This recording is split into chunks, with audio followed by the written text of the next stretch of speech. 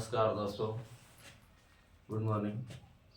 आज मैं ज्योग्राफी के तहत वर्ल्ड ज्योग्राफी आपको पढ़ाऊंगा, जो कि सभी एग्ज़ाम के लिए समान रूप से उपयोगी होगा।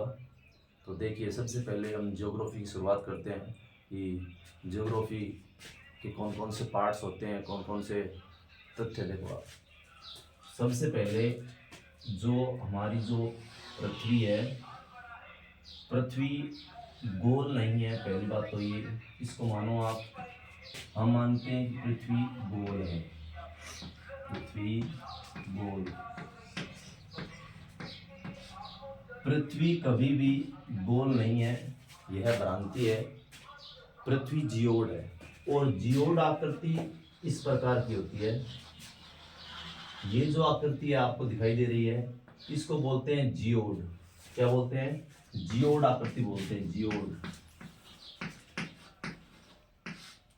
आप सोचो कि इस पृथ्वी पर कहीं पहाड़ हैं, कहीं नदियां हैं, कहीं झरने हैं, कहीं समुद्र है, तो पृथ्वी गोल कैसे हो सकती है?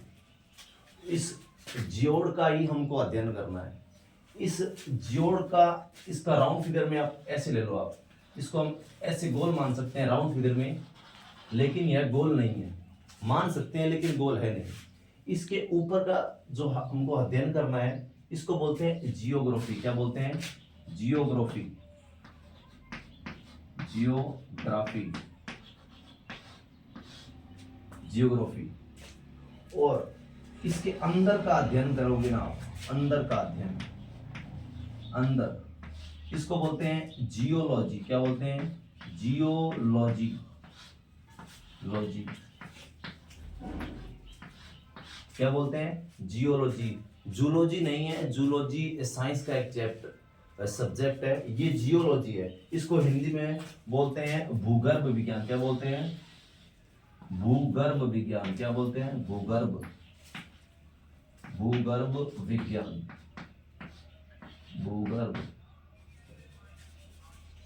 भूमि के अंदर का अध्ययन करना, भूमि के अंदर तक जाकर अध्ययन करना भूगर्भ विज्ञान कहलाता है। तो देखो, सबसे पहले जियोग्राफी, जियोग्राफी, उसके बाद में जियोलॉजी, जियोलॉजी,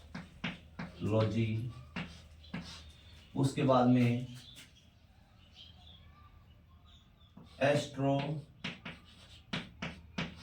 एस्ट्रोनॉमी, एस्ट्रोनॉमी, उसके बाद में टोपोग्राफी, टोपोग्राफी। टोपोग्राफी के अंदर पहाड़, नदी, झरने, इनका अध्ययन किया जाता है। इसको बोलते हैं स्थलाकृति। क्या बोलते हैं? स्थलाकृति। क्या बोलते हैं? स्थलाकृति, स्थलाकृति। इसको बोलते हैं खगोल, खगोल विज्ञान। इसको बोलते हैं भूगर्भ विज्ञान, भूगर्भ विज्ञान। अर्थात भूमि के अंदर तक का अध्ययन करना, पृथ्वी की आंतरिक संरचनाओं के बारे में पढ़ना, भूगर्भ विज्ञान अर्थात जियो। और जो ये पृथ्वी के ऊपर वाला भाग है, उसका अध्ययन करना जियोग्राफी कहलाता है। पृथ्वी के ऊपर, पृथ्वी के ऊपर जो भी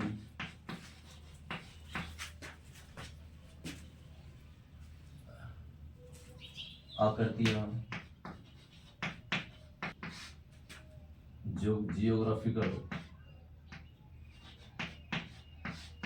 ग्राफिकल पार्ट्स हैं, उनका अध्ययन करना जियोग्राफी कहलाता है। तो इनमें सबसे पहले हमारी जो पृथ्वी है, ये कहाँ पे है? तो ये ब्रह्मांड में है। कहाँ पे है? ब्रह्मांड में। तो सबसे पहले हम इस एस्ट्रोनॉमी को पढ़ते हैं कि ताकि हमारी जो पृथ्वी है इसकी स्थिति क्या है इसके बारे में हमको पता चल जाए। तो सबसे पहले देखो इसके बारे में पढ़ते हैं आज।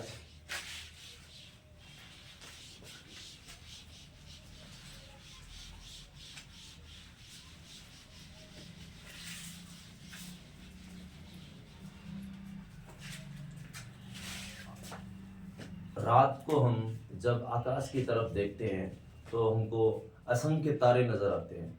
आप ऐसे ऊपर देखोगे तो जितने भी आकाश जो आपको दिखाई दे रहा है वह सब ब्रह्मांड है। क्या है? ब्रह्मांड। उसी ब्रह्मांड में हमारी पृथ्वी है, उसी में सूरज है और उसी में ग्रह हैं। तो आज सबसे पहले हमको इसी के बारे में अध्ययन करना है, ब्रह्मांड के बारे में। किसके बारे में? ब्रह्मांड के बारे में। ब्रह्मांड, यह ब्रह्मांड क्या है, आज इसी के बारे में अध्ययन करेंगे कि ब्रह्मांड असंख्य गैलेक्सियों से बना है। किससे? असंख्य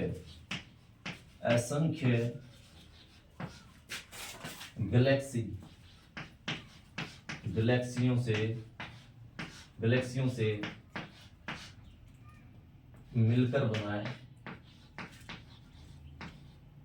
असंख्य गैलेक्सियां, और ये जो गैलेक्सीज है ना, इनमें तारे होते हैं। क्या होते हैं? तारे। इंग्लिश में बोलते हैं स्टार। क्या बोलते हैं? स्टार। क्या बोलते हैं? स्टार। तो ये जो तारे हैं, तारों से मिलकर ये गैलेक्सीज बनी है।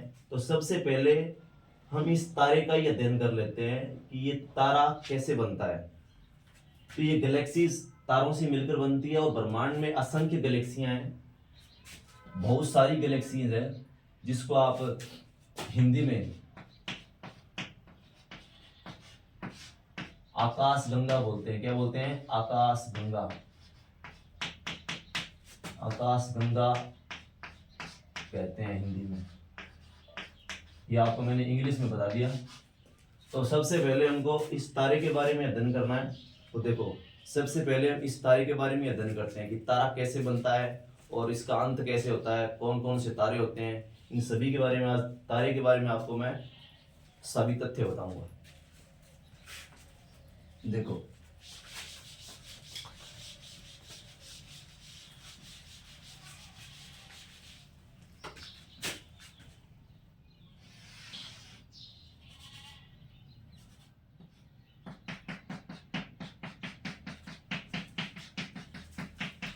ये जो आपको डायग्राम नजर आ रहा है ना, ये तारे की प्रथम अवस्था है। ये बहुत सारी गैसें होती हैं, ये गैसें होती हैं। ये प्रथम अवस्था है, प्रथम अवस्था। ये प्रथम अवस्था है, बहुत सारी गैसें होती हैं। और जब यह गैसें पास में आती है, जब यह गैसें पास में आ जाती हैं, जब ये गैसें एक दूसरे के पास में आ जाती है ना, तो इसको बोलते हैं, जब ये गैसें पास में आती है इसको बोलते हैं नेबुला। क्या बोलते हैं? नेबुला। हिंदी में, ये तो इंग्लिश में है, हिंदी में बोलते हैं निहारिका। हिंदी में बोलते हैं इसको निहारिका। क्या बोलते हैं? निहारिका। ये गैसें जब पास पास में आ जाती है ना, आप सर्दियों के मौसम में एक क्लास के अंदर बहुत सारे बच्चे असंख्य संख्या में इकट्ठे कर दीजिए, आपको गर्मी फील होगी।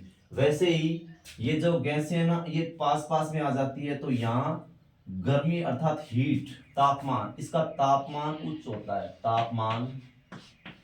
तापमान बढ़ने लगता है, प्लस होता है तापमान इसका। और यह नेबुला। नेबुला के बाद में जब यह नेबुला आग पकड़, ये तो प्रथम अवस्था हो गई। जब यह नेबुला आग पकड़ लेता है, इसी को स्टार बोलते हैं। क्या बोलते हैं? स्टार, तारा। ये तारे की प्रथम अवस्था है। ये दूसरी अवस्था है और ये तीसरी अवस्था है, तीसरी अवस्था।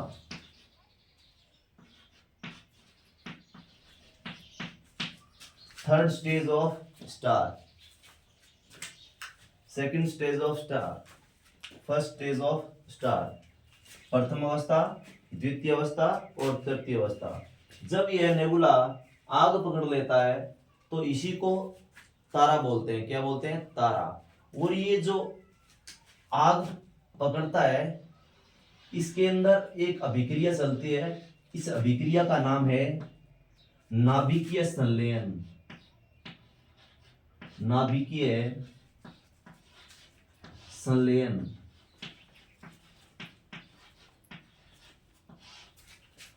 इसके अंदर हाइड्रोजन गैस हीलियम में बदल जाती है। हाइड्रोजन गैस हीलियम में बदल जाती है नाभिकीय संलयन के द्वारा। और आपसे पूछ ले कि तारे के अंदर कौन सी घटना होती है, तो नाभिकीय संलयन होता है। और इसका बेसिक टेम्परेचर इस तारे का लगभग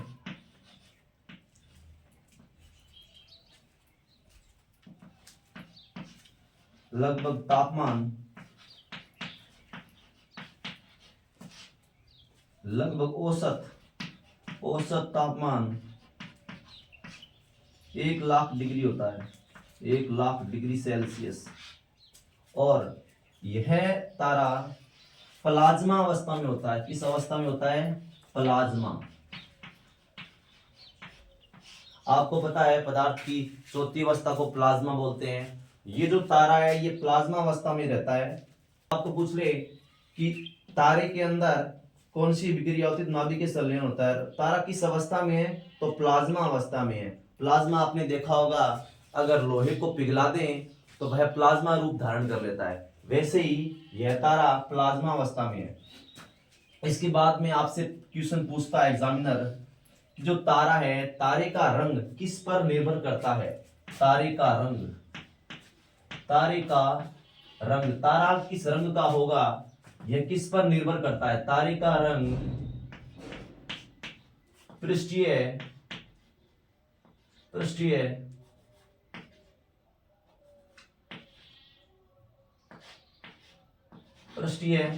तापमान पर निर्भर करता है। पृष्ठीय तापमान अर्थात कितना तापमान होगा। अगर तारे का तापमान, यहां पर देखो, तारे का तापमान हाई होगा, हाई अर्थात हाई तापमान, उच्च टेम्परेचर, उच्च हाई पे इसका रंग नीले कलर का होगा। तारे का रंग नीला कब होता है? जब तापमान अत्यधिक मात्रा में होता है। और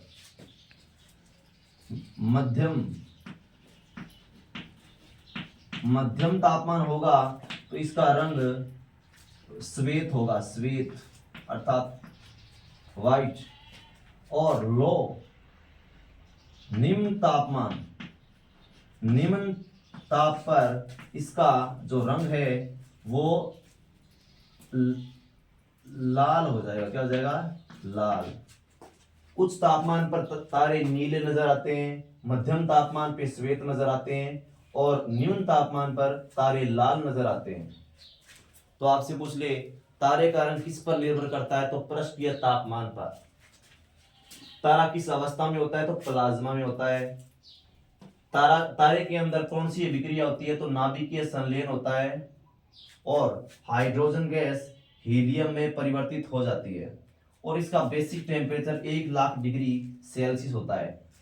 कोई भी अगर तारा है तो उसके पास पहली बात ऊष्मा होनी चाहिए, और ऊष्मा होगी तो प्रकाश भी होगा, ऊष्मा होगी तो प्रकाश भी होगा। जिसके पास ऊष्मा और प्रकाश दोनों है वही तारा कहलाता है।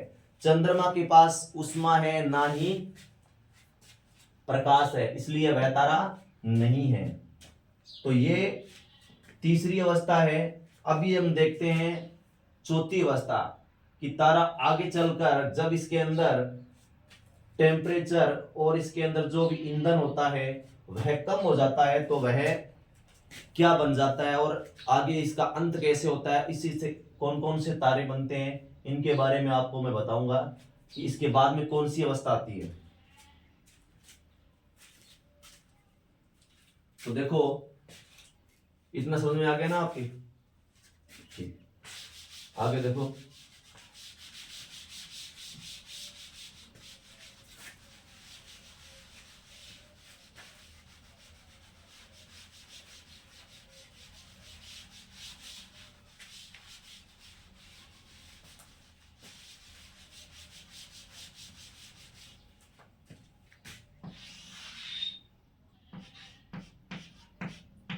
तारा स्टार, इस तारे के अंदर जब ईंधन खत्म होने लगता है ना तो यह तारा एक रूप धारण कर लेता है जिसका नाम होता है श्वेत वामन। श्वेत वामन, श्वेत वामन। जब तारे के अंदर फ्यूल अर्थात ईंधन लगता है तो वह श्वेत वामन का रूप धारण कर लेता है। इसको इंग्लिश में बोलते हैं व्हाइट ड्वार्फ। इसको बोलते हैं जीवाश्म तारा। क्या बोलते हैं? जीवाश्म तारा। जब तारे का अंत होता है उससे पहले की अवस्था है, जब तारे का बिल्कुल ईंधन खत्म हो जाता है तो वह बन जाता है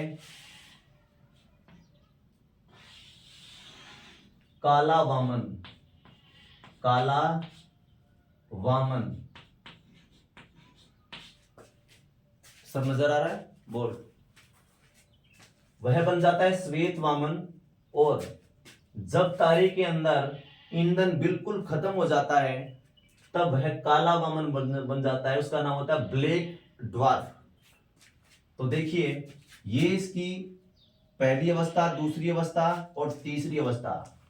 अगर छोटा तारा है, छोटा तारा तो वह श्वेत वामन बनेगा। छोटा किससे छोटा वो मैं आगे की क्लासों में बताऊंगा कि कितना छोटा और किससे छोटा। अगर बड़ा तारा है, बड़ा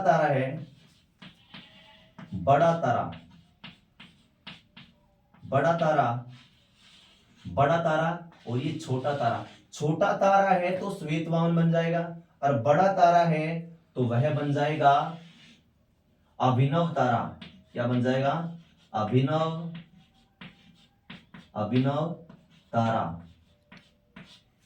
तारा। इंग्लिश में इसको बोलते हैं सुपरनोवा। इसको बोलते हैं, यह तारा विस्फोटक होता है। विस्फोटक तारा। एग्जाम्स में पूछ ले आपसे कि कौन सा तारा विस्फोटक तारा कहलाता है, तो अभिनव तारा। इंग्लिश में बोलते हैं सुपरनोवा। तो बड़ा तारा बनेगा अभिनव तारा अर्थात सुपरनोवा, और छोटा तारा बनेगा श्वेत वामन अर्थात व्हाइट ड्वार्फ। और जब ईंधन बिल्कुल खत्म हो जाता है तो काला वामन का अर्थ था बौना। ये श्वेत तारा और ये काला अर्थात अब ये इसका कोई कार्य नहीं है, ब्रह्मांड में ऐसे ही पड़ा रहता है। यह तारे का, छोटे तारे का अंत काला वामन से होता है, और बड़े तारे का अंत अभी मैं आपको बताऊंगा कि जब यह अभिनव तारा ब्लास्ट करता है, विस्फोट होता है इसमें, तो एक तारा बनता है जिसका नाम है न्यूट्रॉन तारा। जब यह ब्लास्ट करता है तो न्यूट्रॉन तारा, इसके ब्लास्ट करने से बहुत सारे न्यूट्रॉन तारे बनते हैं, और ये जो न्यूट्रॉन तारा है आगे चलकर यह इतना सिकुड़ जाता है कि इसका घनत्व अत्यधिक हो जाता है। इसका घनत्व बहुत ज्यादा घनत्व हो जाता है। इसका क्या हो जाता है? घनत्व। इस न्यूट्रॉन तारे का घनत्व इतना हो जाता है कि यह सिकुड़ने लगता है और इसका घनत्व बढ़ जाता है। और जब इसका घनत्व बढ़ जाता है तो यह black black hole. Black hole का रूप धारण कर लेता है। हिंदी में इसको बोलते हैं कृष्ण विवर। कृष्ण विवर, हिंदी में बोलते हैं इसको ब्लैक होल को कृष्ण विवर, क्योंकि इसका घनत्व बहुत अधिक होता है। आपने सुना होगा कि पृथ्वी का अंत इस ब्लैक होल से होगा, क्योंकि यह पृथ्वी, मान लो यह पृथ्वी है और ये ब्लैक होल इससे टकराएगा तो इसको बीच में से चीर कर यह इसके आर पार हो जाएगा और पृथ्वी का विनाश हो जाएगा। तो यह ब्लैक होल तारे से ही बनता है। अभिनव तारा जब ब्लास्ट करता है तब न्यूट्रॉन तारे बहुत सारे बनते हैं, उनमें से ये ब्लैक होल बनता है। ब्लैक होल का उच्च घनत्व बहुत अधिक होता है। तो आपको ये ब्लैक होल के बारे में पता चल गया होगा कि अभिनव तारे के बाद न्यूट्रॉन तारा बनता है और न्यूट्रॉन तारा बनने के बाद में ब्लैक होल अर्थात कृष्ण विवर का रूप धारण कर लेता है। तो तारे की प्रथम अवस्था ये गैसों के रूप में होता है। उसके बाद में जब ये गैसें नजदीक आती है तो नेबुला, निहारिका बन जाता है। और उसके बाद में जब ये गैसें आपस में आग पकड़ लेती है तो इसका संलयन हो जाता है हाइड्रोजन से हीलियम में। ये हाइड्रोजन से हीलियम में बदल जाती है। इसी को बोलते हैं नाभिकीय संलयन। नाभिकीय संलयन।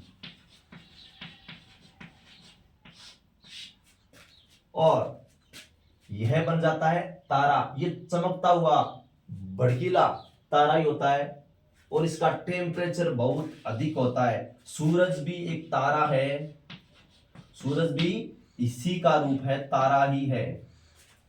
तो श्वेत वामन से काला वामन, जीवाश्म तारा लिख लो, एग्जाम में सवाल आ जाएगा। जीवाश्म तारा किसे बोलते हैं? जीवाश्म तारा, इस श्वेत वामन को जीवाश्म तारा बोलते हैं। और विस्फोटक तारा अभिनव तारा कहलाता है। और तारे के अंदर नाभिकीय संलयन जैसी अभिक्रिया होती है जिससे इसमें ऊर्जा उत्पन्न होती है। ऊर्जा उत्पन्न होती है। और छोटे तारे श्वेत वामन ही क्यों बनते हैं, बड़े तारे अभिनव तारा ही क्यों बनता है? और ये छोटा और बड़ा ये किससे छोटा? तो भारत के एक वैज्ञानिक थे चंद्रशेखर, वो मैं आपको आगे की क्लासों में बताऊंगा। अभी आपको इतना पता होना चाहिए ये जो तारे हैं ये कैसे बनते हैं। सबसे पहले ये गैसों के रूप में होते हैं और फिर ये गैसें पास में आ जाती है तो नेबुला बन जाता है। नेबुला से एक तारा बनता है। जब इस तारे के अंदर श्वेत वामन, अगर इस मान लो ये तारा है, इसी के अंदर इसका ईंधन कम हो जाएगा।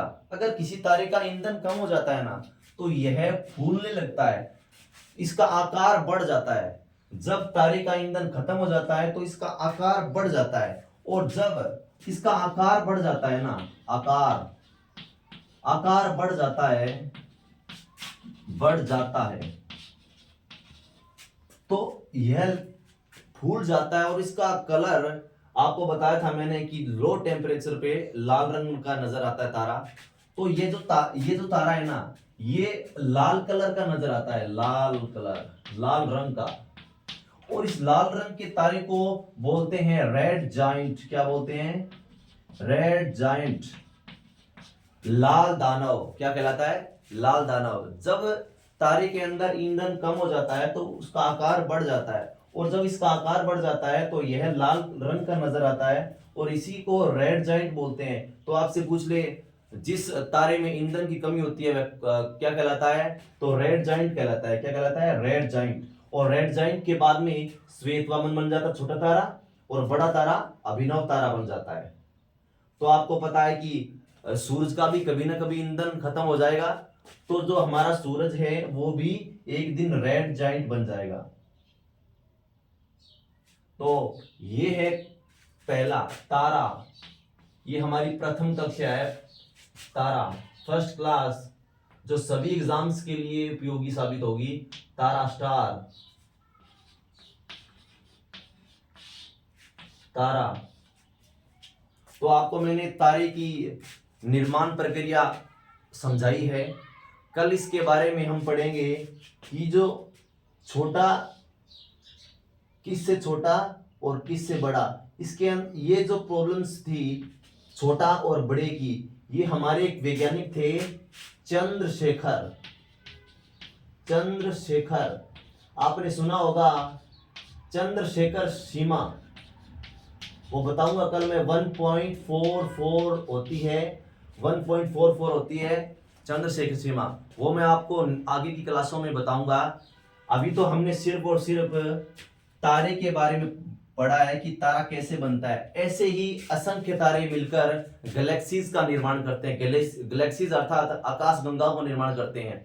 ऐसी हमारी आकाश गंगा है जिसको दुग्ध मेखला बोलते हैं, वो मैं आगे की क्लासों में बताऊंगा कि दुग्ध मेखला क्या है। तो आपसे ये पूछ ले कि तारे का रंग किस पर निर्भर करता है, तो पृष्ठीय तापमान पे।